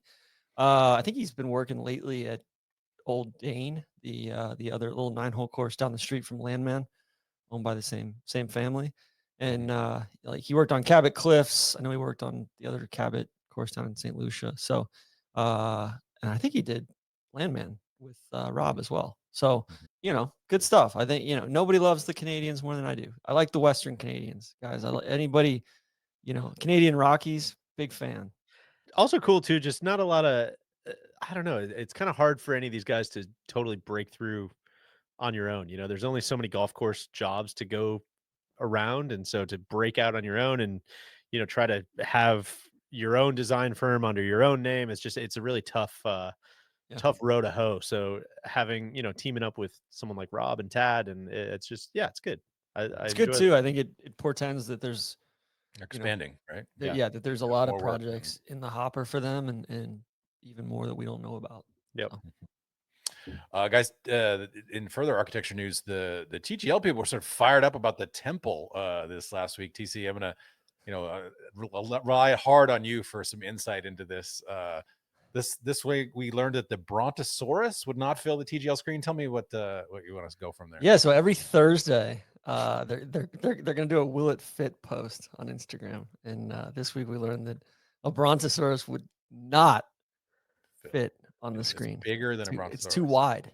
It's the screen's tall enough, but the Brontosaurus is too wide. They also released the hatchet template, which looks like a hatchet. So I'm kind of in on the hatchet. I'm looking at the website now. It's kind of how far are we looking here? 448 yards. Yeah, I mean, from an aerial looking down, it looks like a hatchet, like very skinny fairway, and then it opens up, to kind of where the blade would be. So, yeah, kind of fun. Some options. Yeah, we got like 25 more, holes that they're gonna announce, and I'm telling, like, there's too many of them on their site right now. Of the 10 that have been announced, they're too normal looking. Gotta be weird. I know. I was disappointed when I saw your thing in here that the hatchet had been released. I was really hoping it was going to be a little wilder, but just kind of a normal golf hole. It's how much is the Nicklaus design stuff? TC involved in this? Is that I think it's they did the hatchet, the whole thing. They did the hatchet because I saw they were some of the most like normal. Barbara, do you believe that? No, it's like the American Indians just use. They were if you ever read There Will Be Blood. Anyway. Anyway. Yeah. Also, I got word that the dam failed at Ohoopee, which is wild. What does it mean long term, TC? Is there any like real damage done to the club? I mean, just I think Walrat's got plenty of money. He's just gonna rebuild it. But it like all the lake next to 2 and 3 kind of totally emptied out, and then it kind of washed away some elements of 4. So sure they'll fix some stuff up there. And then lastly, this is not necessarily architecture, Jason, but I had to put it in there because it was the highlight of my week. USGA, they've had some great great posts lately about the They're doing rules of well on golf. social. Yeah. And yeah, they're some of these social posts are slapping. And so they had a post about, can you, as you're looking for your golf ball, especially in the fall here, can you use a leaf blower? And if your ball moves before you found it, or like in the process of finding it, Blowing it. is Yeah. that a penalty? It's What was not a the penalty. really? If Right. if it moves after you found it at like as you're cleaning off the area, it is a penalty. It's a one-shot penalty. But otherwise, if it moves in the course of finding it, you can replace it for no penalty, and you are allowed to use a leaf blower. So That's I, great. I saw a little Instagram ad last year around this time. There's like a little skinny leaf blower that like fits in your bag. Your that's bag, so yeah. sick. I know. I I've- might need to get one of those. We're in leaf season right now. It's gonna be. There I'm are playing on Tuesday. I'm a little worried about it. there are golf courses, and I see them sometimes on Instagram all the time, where they have at every hole on every green, they have a leaf blower that just sits there like right next to it. And so you just blow the leaves off the green as you're getting ready to putt, because how annoying is it when you have to like Yeah. individually pick up all the leaves off your off the green to sort of give yourself a line to the hole. So I would put this in play if I lived up in the Northeast still. If I lived in New England still, I would absolutely do this. DJ, it reminds me of when we were at Harbortown, Took the words out of my mouth. and DA Points, the pride of Pekin, Illinois, waited. He made everybody wait for like 15 minutes to get a rules official with a leaf blower out there to blow off this line on the green, on the second This- green. It's a core memory. Yeah, Truly. I remember that. should have heckled TC. That was If you your if you moment. if you guys got a line on any mobile leaf blowers, send them our way because They got some like little mini ones that are, Yeah. I bet the Pat in the Hat has them. That's probably true. Right? I mean, with his DeWalt deal. Yeah, that's true. All right, guys, let's move on. Item number 5, PGA of America is conducting a CEO search, as we know, but it sounds like from some of your intel, TC, that they're landing on Roger Warren, past PGA president and current CEO of Kiowa Island. Per Golf Magazine, a PGA of America official said the association was aiming to name Waugh's replacement before the PGA's annual meeting, which is scheduled for November 4th through 7 in Milwaukee. Deej, we might have to send you in there as a mole just to break Really? this news. Oh, this was last week. November was it? 4th through 7th. Oh, that's right. Shit. And they still haven't announced anybody. Decision-making process was slowed by talks the association was having with another candidate, a top executive at a leading golf equipment manufacturer. That candidate is no longer in consideration. I wonder who that could have been. Yeah, it looks like Chip Derek Brewer. Sprague, the GM at Sawgrass, TPC Sawgrass, and David Reasoner, the head pro at Ridgewood Country Club, were the other 2 finalists, in addition to the last-minute dark horse. Guys, what do we want to see from a CEO for the PGA of America? Obviously, some big decisions coming up for that person. It's kind of amazing just to see their intention of having either a past president of the PGA or a club pro picked. And it's they've had, I think Roger Warren's like 74 or 75 years old. He was the president of the PGA 20 years ago. So I don't know. It's just kind of a weird hole that they're trying to fill, I guess, or how they're trying to fill it. Yeah, I don't know. I kind of said this when we were talking about the job search a couple weeks ago, but I think maybe some better clarity around just like what the PGA of America is and what it does and who it's supporting, because a lot of it is, I know you do the PGA Championship and the Ryder Cup, and I see whiffs of the Junior League and a couple other things, but it's like I don't connect the dots for me between $750 Ryder Cup tickets and like what good you're providing Hashtag growing the game. to the game of golf, because I know it's there. I know they do stuff. They just do a very bad job of telling that story. So I agree. Whether that's supporting club pros who I don't know. I know a lot of club pros. They don't seem super supported. Like I don't understand really what goes into the organization. So that would be a selfish, request from a new president. And don't tell us that via ad inventory. Yeah, get a little creative, man. Yeah, get a little creative. Talk like a human being, and like a house ad during the Ryder Cup or during the PGA Championship. That's not how we want to learn it. Which in reality, I'm gonna guess this person's number one job is just like avoiding a lawsuit for price fixing with the other majors and purses and all of that stuff. So I'm sure it'll be really interesting stuff like that. Making sure that all the Ryder Cup players are wearing hats. Things of that nature. All right, guys. TC, we don't talk golf on the Trap Draw, but we love it when Trap Draw related things come up in the golf world. Item number 6 is that the Denver International Airport is adding golf simulators to Concourse A. I put this on there specifically for you. Is it, I Yeah. know we're not a big fan of Denver as an airport, although you are a bigger fan than I have to pass through there a lot, basically every time I go through Montana. Can the Denver Concourse A be improved at all with golf simulators? Listen, it's a complicated one, right? The last thing I want to do, I had a bunch of people. I posted something from DIA the other day when I was coming home from California. And first of all, I want to shout out DIA. They had 19 inches of snow the other day. They know how to do it 19 there. inches, and my flight got in from San Francisco and out to Jacksonville with like an hour-long delay. The de-icing stations were dialed. It was operational excellence. I went to Root Down, my favorite. I think it's the best airport restaurant in the entire country, out in Concourse C. Concourse A doesn't have a lot of good food. I had a bunch of people reach out and say, "Hey, did you go to the golf simulator?" I didn't, and I haven't been to the golf simulator at MSP either. Yeah. You know why? Because the last thing I want to do when I'm riding between flights is like jack my back around and hit golf balls and get all sweaty. Okay.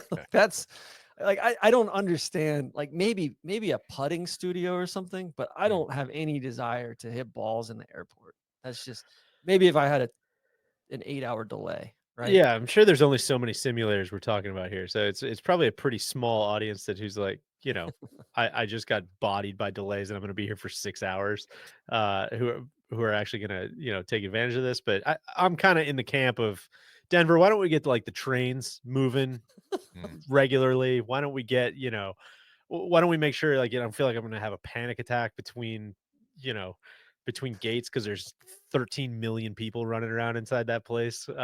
It's just there's a lot of other stuff that Denver needs to fix It's gonna before get you a lot worse before it gets start better including out some there, fucking Deej. golf simulators. It's just Well, really hard to get excited about this, KBB.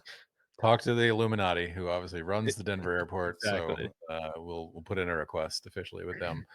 Guys, item number 7, saw this at the PGA sort of equipment show, whatever show it is. I don't even know how to sort of categorize it, but the PGA show next month, the musical guest was announced. It is going to be Third Eye Blind. The Sounds press like Tiger release, Jam.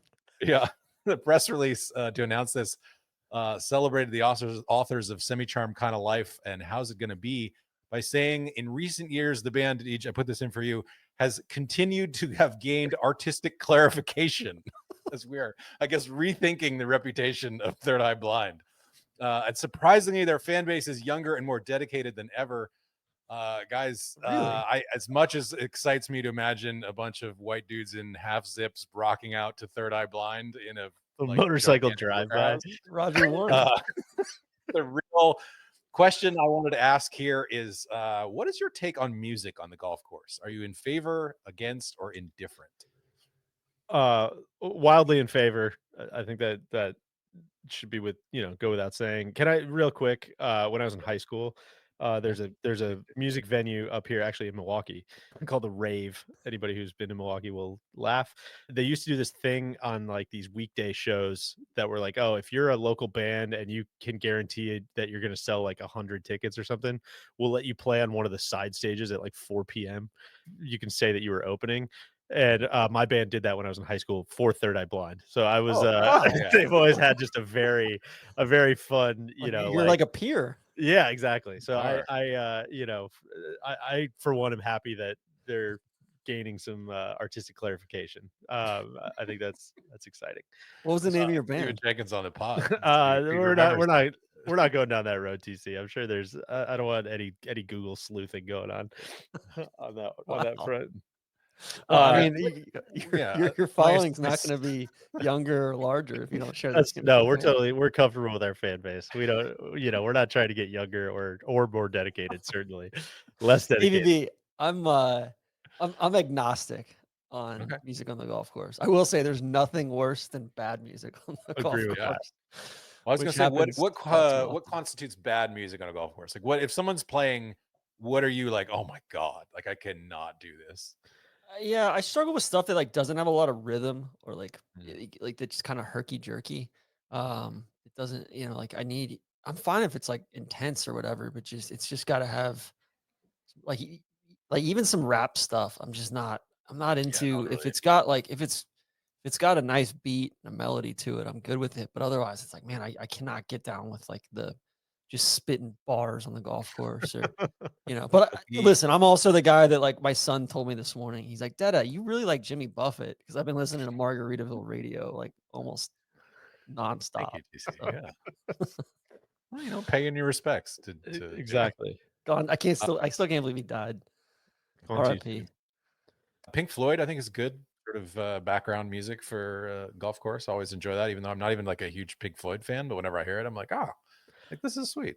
I'm obviously a jam band guy, and I think that always plays. Anything that kind of meanders and wanders all around. Like the worst part about listening to music on the golf course is like, I feel like you're usually in a cart while you're doing it, and if you hear some great, pop song or something that's 3 minutes long, like you might hear the first 15 seconds, and then you got to go like run across the fairway, and Yeah. you're gonna miss the whole thing. Whereas that's why you listen to some jam band stuff, and you can kind of you get what you get. You pop in, you pop out. You're not really missing anything. You always feel like you can pick up the thread.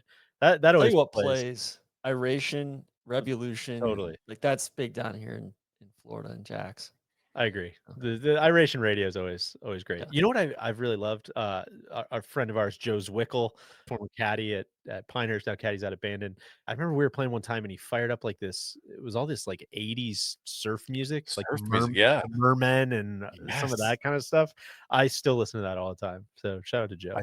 I don't know if I was there or if I just had a separate incident with Joe where he was playing that surf music, but that was I remember that very much too. Like covers of like all kinds of Yeah. weird music that were in the surf sort of Beach Boys style and stuff. Yeah. Whatever. Thinking about this, I kind of want to like test some things out. Like I would love to get a massive speaker in my car and just play classical music.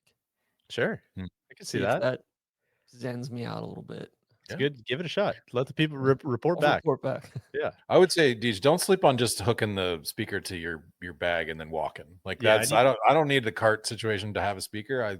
Especially if I'm playing alone, love to just kind of stroll around and have that on the bag. I hit the AirPods if I'm playing alone usually. I'm always worried they're gonna fly out. Maybe I just have wider ear channels. Maybe the guys at the match and the showdown are worried about that too. It's true. Yeah. Or somebody's gonna yell 4 and I won't hear it and I'll just get brained. That doesn't happen in America. Nobody else 4. That's true. You're right. All right, guys. Item number 8. Mike Wan did a Q&A with Max Adler of Golf Digest this week. Not a lot of sort of, I guess, really interesting things that came out of it. Some talk about the rollback and how they'll do it. Go check it out if you're a sicko about this kind of stuff. But one answer did sort of pique my interest. He sort of said there was a question about how amateurs are complaining constantly about these ex-pros who get their AM status back and then come and win like these state AMs. And Juan basically said like, hey, like play better. Like, it's all about getting the ball in the hole. It doesn't matter like if somebody used to play professionally or not. Play better, you amateur. Yeah, this did not sit well with our guy Solly, who has to, get his dick kicked in by all these ex-pros all the time down in Florida. I guess I was kind of curious what you guys think about, ex-pros getting their AM status back. My favorite instance of this in history is one that always baffles me most is Gary Nicklaus, Jack Nicklaus's son, had 122 career starts in the PGA Tour, including losing to Phil Mickelson in a sudden death playoff at a PGA Tour event. And then he got his AM status back somehow after he couldn't hack it as a pro. And then when he turned 50, he turned professional again in an attempt to make it on the Champions Tour. That's my roundabout way of asking, should pros be able to come AMs again? I don't know. I kind of side with Juan a little bit on like, man, we're trying to do this golf ball rollback. We're trying to figure out how a $25 million US Open purse is sustainable. Like, I just don't know if this is on the top of my priority list right now. I think it's kind of one of those things. Like if it was if it's a ballot measure, if I can vote on it, I'd be like, yeah, sure. Make it a little tougher. But really, I don't know that I feel all that strong. It's more of a solid I just think problem it should than be it is the longer. DJ problem. I think the probationary or the waiting period should be longer. Like if you made over $1 million on the tour or had 100 starts on Korn Ferry Tour or PGA Tour or had a PGA Tour card for 3 or 4 years, like you should have to wait a decade plus. Like I don't know. I just think at some point, and then and then going back pro again, it's like, no, you shouldn't be able to turn pro once you've gone back to amateur again too. But it's muddy water now with all the eligibility and NIL stuff as well. But I think it is a little bit, it seems like some of these guys that turn pro and then aren't pro, or increase the age limit for the mid-am to 30. I think that would do a lot of good things as well. Okay. So, but I think if you haven't been a pro, or if you've been a pro, you should have to wait until you're 40 again. Like, wait until you're 40 to be a pro again. I like it. Okay. You like that? Sure. I'd vote for it. Did you want to? There was other couple things in there about sort of some of the historic venues that and the intent around the rollback. Is there anything that kind of That caught was your the eye? first time that he had kind of broached, hey, here's one of the reasons we are doing the rollback stuff. And it sounds like, he's like, hey, it's not going as far as I wanted it to. It's, but I also don't want to throw everything into chaos and split the amateur game and the pro game. So this is what we've settled on, and kind of intimated that he'd had some conversations with various equipment people that said, hey, like, I'm glad you're in your shoes and I'm not in your shoes. Like, this is a tough decision. But he did finally say, like, and I'm not sure anybody's actually laid this out prior, was about how just like having to trick a venue up to go have a major tournament there isn't healthy, or a qualifier for that matter, too, because they have to do that for some of these qualifiers. And so trying to make it so, hey, we have, like, moving forward, because he kind of acknowledged, hey, like, we're going to be back in the same place in 5 to 10 years. We're just trying to basically make it so that the current place is kind of the limiting factor, or the, that's like the outer limit here. And so I think like a Marion, for instance, or a Pebble, like Fried Egg Newsletter had a great thing in there about, oh, does this mean that like you won't mess with the mowing lines at Pebble again? Because those are atrocious the last couple of times you've been there. And it's a good question of like, a Marion or a Pebble or something like that. Like, if you don't want to have to manipulate a place, are those places already outside the realm of being able to host? So we'll see. But I like the acknowledgement that architecture is at the core of this, because I think it's one of the things that makes golf special is, like the venues matter. The venues are what, a big ingredient of what makes the game what it is. I really liked that Q&A too. Just his it seems like he's narrowing his focus a lot. And there's a line in there about how at times we've listened to too many voices and we've kind of lost our way about like what the USGA actually is and what's best for the game of golf, and trying to keep everyone and everything possible happy, and just getting a little bit of clarity on what the USGA's mission is and what they're exist to accomplish. It was really good Q&A. So I would recommend everybody seek that out with Max. I would say they're probably listening to too many voices on the national team, the development team front right now. It sounds like that's an absolute dumpster fire. I gotta dive in. Don't know. Okay. Guys, in our closing hole here, just thought this is kind of a throwaway thing. Warren Stevens, who was the chairman of Augusta National in 1997 when Tiger won his first Masters, was on the Golfers Journal pod this past month, and he said that when Tiger won his first Masters, he allegedly handed the golf ball in which he made the final putt to Stevens' son. Stevens and his family do not know where this golf ball is. Could be anywhere. Could be in a drawer at their house. Could be on a black site somewhere. Is Jack Stevens? It's Jack Stevens, I believe it's Jack Stevens, the Lotion. And yes. I don't know, guys. If have you ever lost anything like a ball marker, a club, a head cover that you would give just about anything to get back? Did you got anything? Yeah, I have kind of come to peace with losing it, but I've only made one hole in one. I was playing with Andy Johnson at Stoughton Bray in Michigan. It was, little 8-iron from 162. Made it, going nuts, having the best day ever. Next hole is like a straight downhill par 4, and I asked Andy for a number. I forgot to take the ball out of play is the crux of that. Hit the next fairway, standing there, asked Andy for a number. He said it was like 165 or something like that. And I was like, that like looks shorter than that. Or maybe he said like 185, something like that. And I was like, man, it looks a little shorter. Are you sure? He's like, yeah, just zapped it again. I was like, all right. And I was like, that doesn't feel right. Like, I'm going to take one less club and I'll just kind of try to knock something in there. Just absolute home run, flew the green by 30 yards right into this forest. And Andy's like, "Oh yeah, sorry, I shot the trees. My bad." And so lost my hole in one ball. Trust but verify, man. Yeah, so that's on me as a, I should have verified the number, but I owned a hole in one ball for about 7 minutes before I immediately lost it. Wouldn't mind having that one back. Yeah, yeah.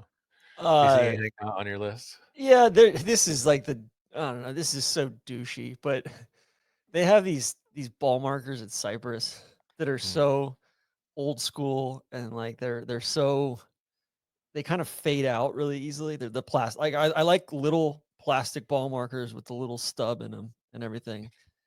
And I got one. I used it till it was broken, like the little stub broke off. And then actually a friend sent me another one. Used that one, lost that one recently, and got another one. They're using a different provider now. And it's like Hate it that. doesn't have the same patina and the same kind of worn look, and it's much darker forest green on the white thing. It's not as retro looking. So, I'm bummed. Kev, you got any? I've certainly lost a couple ball markers that were sort of special to me. I would buy this because of this, but I had for years like a silver dollar from 1977 when I was born, and I would use that as a ball marker, and everyone was like, "Oh, that's a cool, like, not a quarter, like a cool silver dollar," but like, "Oh yeah, like this, I just found this around my parents' house." Lost that, and then I would sort of fake it by trying to buy like ones off of eBay from the same year, and it just didn't feel as special, and then I would lose those too. So that would probably be one of those things that I always have this fantasy in my head of like, where does something like that end up? Like if and it was the DJ's ball airtight might still be technique. there. Yeah, For sure. Oh, If DJ's anybody- ball is sure. I'm still in Yeah. the forest. Like we could go there and maybe when they plow that forest to put up condos, Deej, like you'll get that ball back. But just where are those certain things? Like where's the first like Vokey wedge that I ever bought? I think Dude, I left it KVV, in that's a something I park think somewhere. about often. I had this 975J. It was the first club I ever bought with my own money.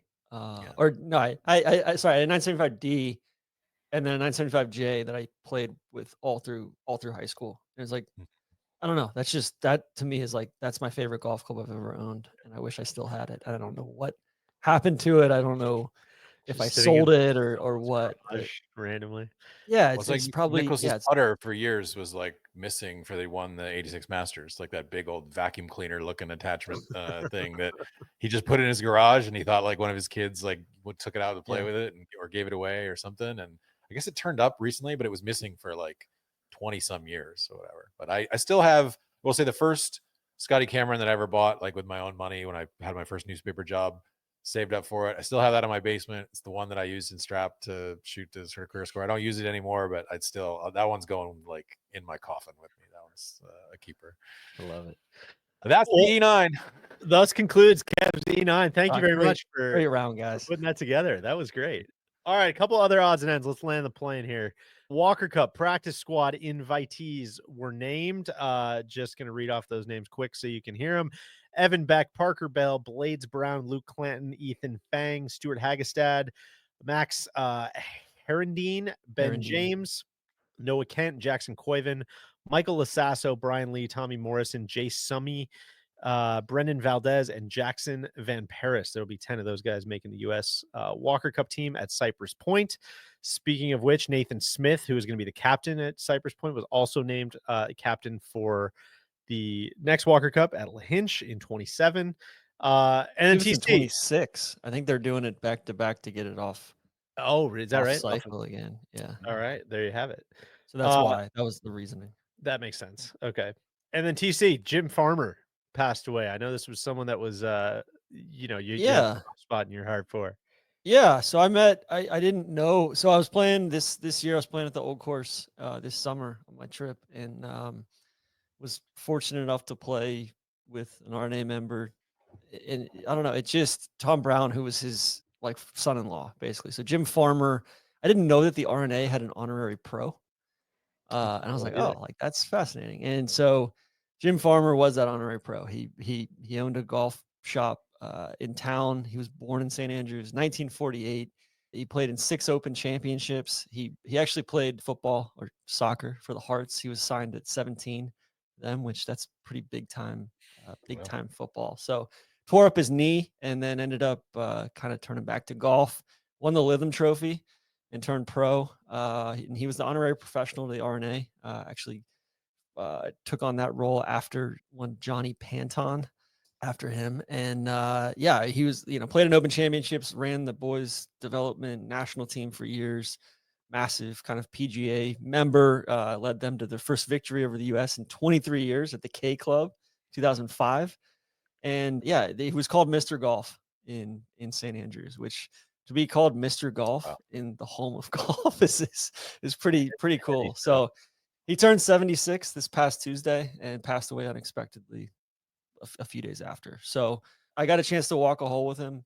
He came out and kind of saw us off and walked a hole and a half with us this summer. And I don't know, it was like one of those things I didn't want it to end. I was asking him so many questions and just couldn't have been a nicer, more humble, more curious guy out there. And he was more interested in my trip thus far than in telling me anything. I said, no. Like I want to know about you, kind of thing. So condolences to his family and all who knew him. Sounded like a life well lived. Well said. Well said. Your guys' week. You guys play any golf this week? Kev, you get any golf in? You got any golf updates? I did not play any golf this week. I did, however, relapse and buy a training aid. I think this could be the one. I feel like I blame our guy Cody. Also a big fan of training aids. You get Cody and I together, it's like getting two addicts, sort of, like scheming. He's like, we were at the NIT, last week, whatever, and he's like, what your putting is just it looks horrendous. Like, why don't we get you like, let me get these alignment sticks and stick them under your armpits and hold them down here and let's get you like rocking a little bit more with your shoulders. I was like, oh yeah, like I physically don't do that. But he's like, yeah, no, just work on it, whatever. Yeah, he's like, you ever seen Dustin Johnson do that thing where he puts the drill, get the sticks under his armpits and then kind of, gives a more pendulum motion. And so of course, I had a few bourbons and got on Amazon and was like, well, that's the thing that Cody was talking about. I'll just buy that. Immediately felt a sense of shame, but we'll see. I'm sure this is the one that completely remakes my putting. I totally agree. If I would big strong shout out to KB. That was a gin and tonic, I believe, wasn't it? Or maybe just a column. No, it's just a column. About your training aid obsession. So I was going to finally abandon training aids and take lessons this year. I've taken Hey. one lesson and bought two training aids. So TC, what about you? You were out on the West Coast. Yeah. Where did you get to play? What did you get to do? Yeah, I got to play up at Brambles one day, which is the new Core Crenshaw, James Duncan, several other shapers on it. Really, really cool. It's up. I thought it was like pretty near Napa. It's not. It's like another hour 20, kind of north up in Middletown. Really, really cool place. And it feels a little bit like going back in time. And it's a really interesting.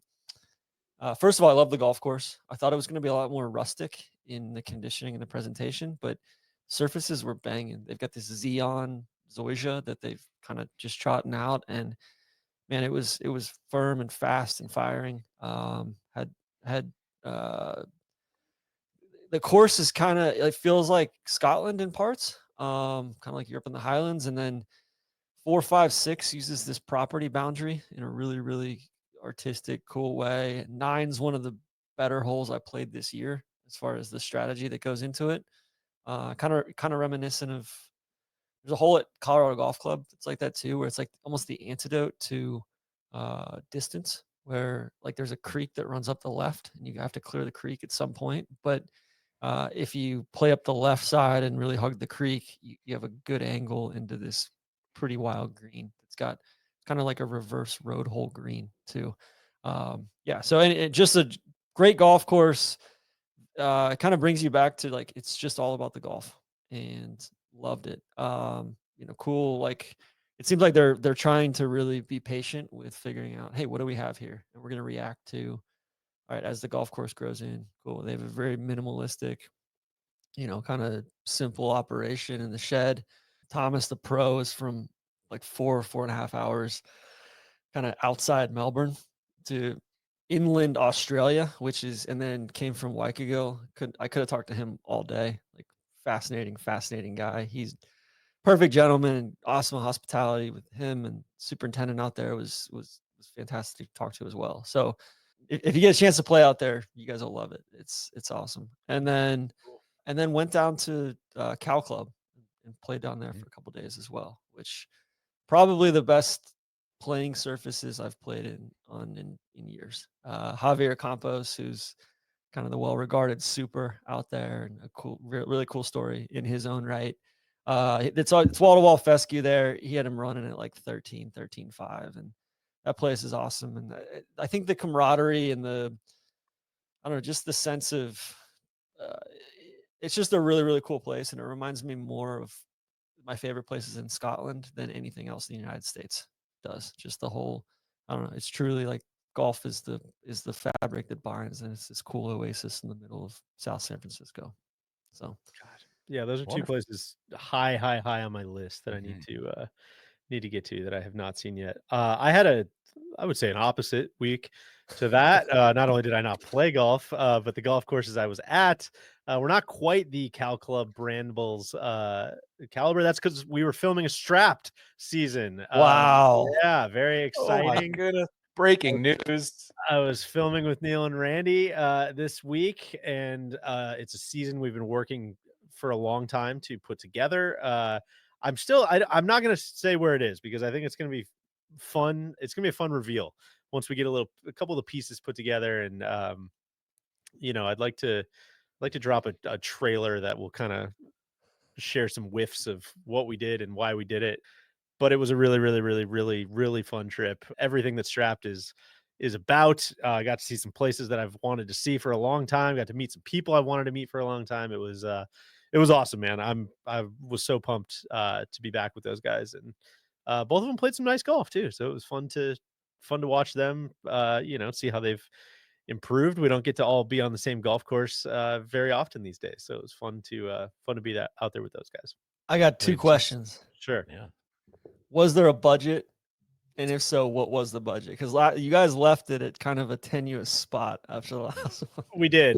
We said $800 was the budget, which felt like, it's a step up, obviously from the 500. Inflation. I don't know if it's necessarily 60% Has that been an issue inflation, at all? but we took a little bit more money, just really less from a like we need to stay at nicer places and eat nicer meals, and more of just a like we just got to like be able to do some other stuff, right? Like a lot of like in the South Carolina season, we were kind of like getting to this point where we're like, well, man, shit, it would be fun to go see this place or go show off this cool restaurant or go do go race go-karts in Hilton Head, or like there was all kinds of like fun stuff that would have been additive to the show, but we're just like, yeah, we just like literally can't. We don't have any budget to do anything other than the golf, the lodging, and like the most basic like McDonald's or gas station food. So we're like, I think it's better for everybody if we up the budget a little bit. Hey, What a listen, backdoor I endorsement approve. of the Baltimore season, though, where we came in It's under true. budget for the first time ever. That's exactly right. Plan your golf trips to Baltimore, baby. Good point. Good point. But yeah, man, it was a fun one. It's a thrill to be back. Hey, thinking of smartest guys in golf, too. Yeah. I'd be remiss if I didn't say Tom Doak. Yeah. I know that Dokito and I have had our had differences, some, or just I don't think he's had differences with me, but I've had differences with him. He might not be aware that you exist, but if he no, did, he is, because he Oh, wrote me yeah. an email. He's all the aware. time.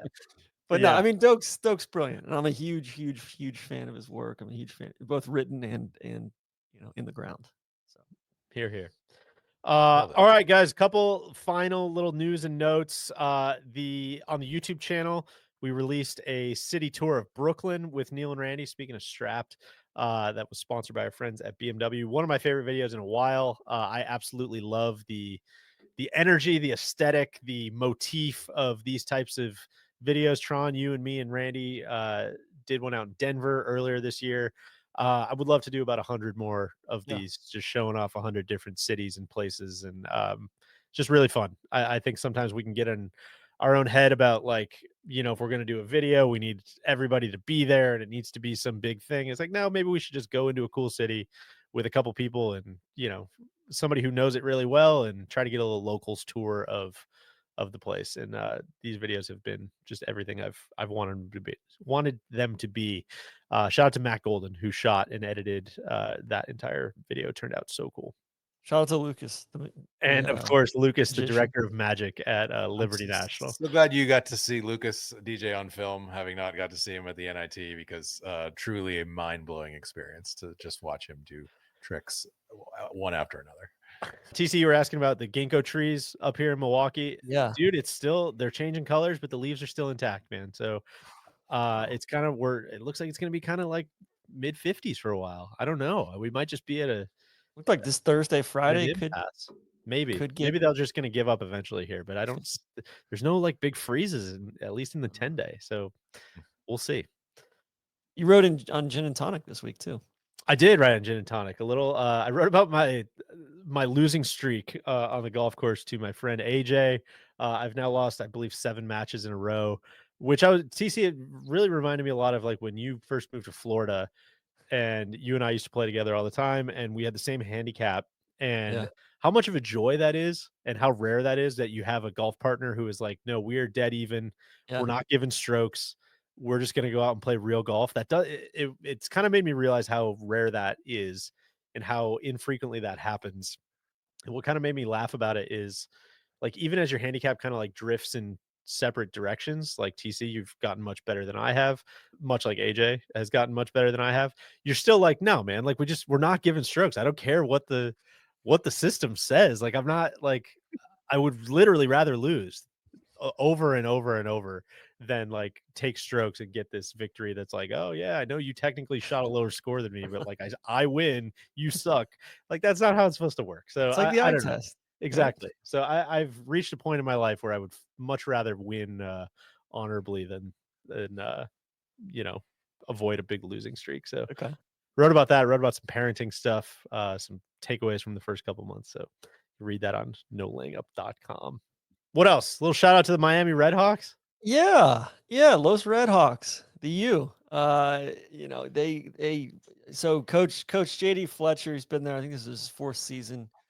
Randy and I have been kind of, greasing the team under the table now that that's, it's legal now, which is kind of ruins our whole Randy and I's whole dream was to be like illicit boosters, kind of $100 handshakes and stuff like that. But now it's like, NIL and all that stuff. So we just donate stuff to the golf team now under like official, purposes. So they won their first event under his tenure at the Kapolei Invitational in Hawaii. And Sweet. They got a really, really good squad this year. I think they had three of the guys were in the top 10 out there, and they beat University of San Diego. I think finished 2nd. So I'm stoked to see where it goes. They've got, JD's a good dude, energetic young coach. I think he's in his late 20s, early 30s, played at Miami.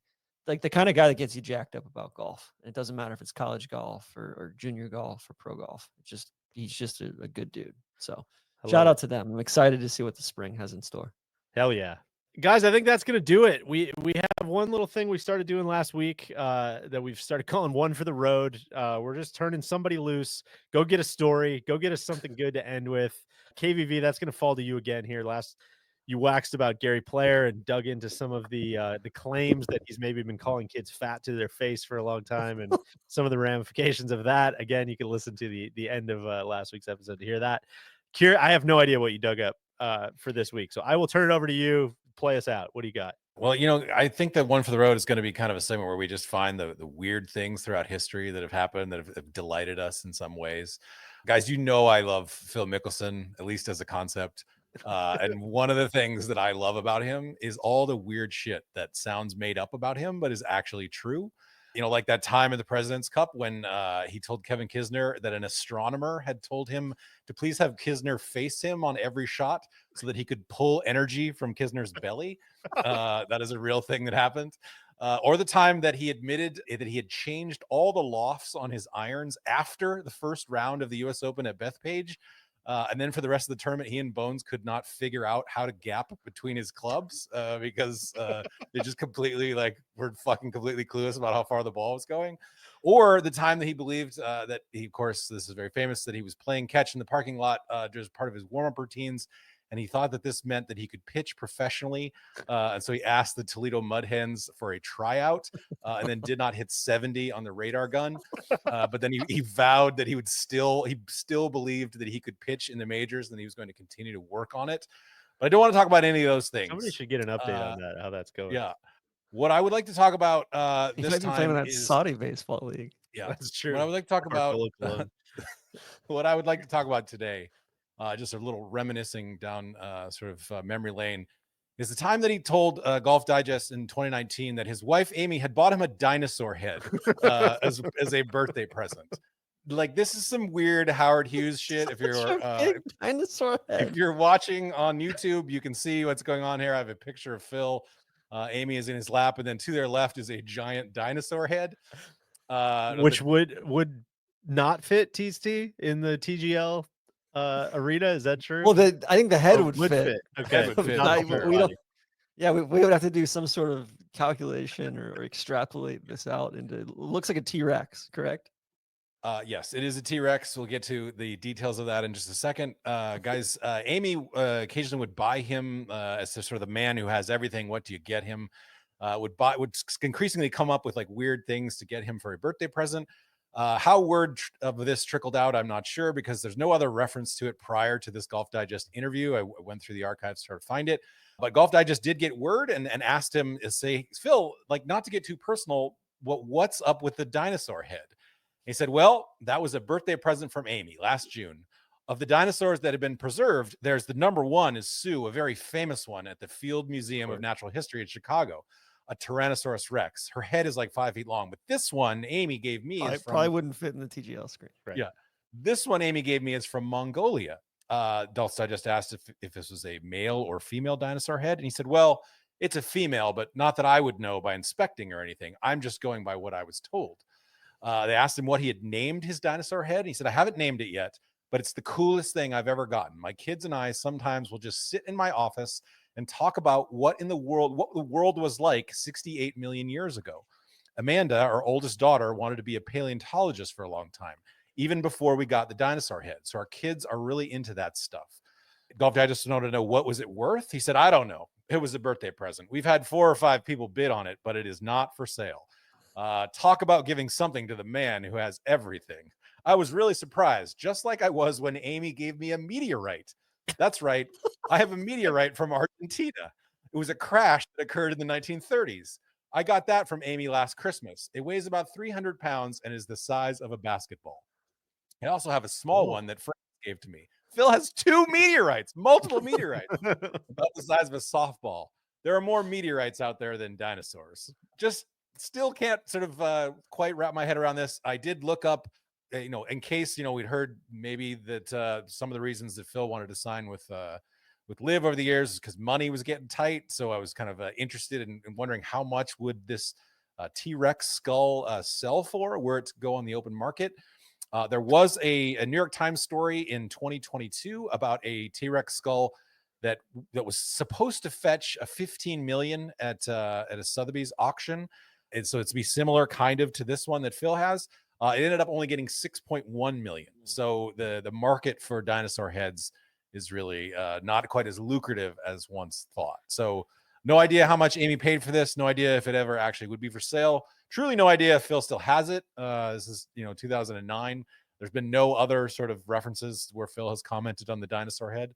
But that is your one for the road moment of the weird, is that Phil Mickelson is the owner of a female dinosaur head from Mongolia. God, Phil, big natural history guy. I love it. You got like a Ken Griffin who bought the Declaration of Independence or the U.S. Constitution or whatever. Big U.S. history guy. How about dropping $6 million potentially on a birthday present? That's big stuff. Kev, thank you for that. That's gold stuff. As always, TC, thank you for everything this week. And guys, we will talk to you guys next week. Thank you for listening, and cheers. Oh, one more thing. The Sun, somebody close to the situation, very good source here. The Sun report was bullshit. about the the Live and Piff Live or PGA merger, Tour Piff merger. Live PGA Tour merger. Like it's probably going to happen at some point soon. But all the details was in that just were total bullshit. bullshit. There you go. So Love to shoot down some big journalism at the end here, TC. there's Thank another you. one for the road for you. Thank you. All right, we'll talk to you guys next week. Cheers. Cheers.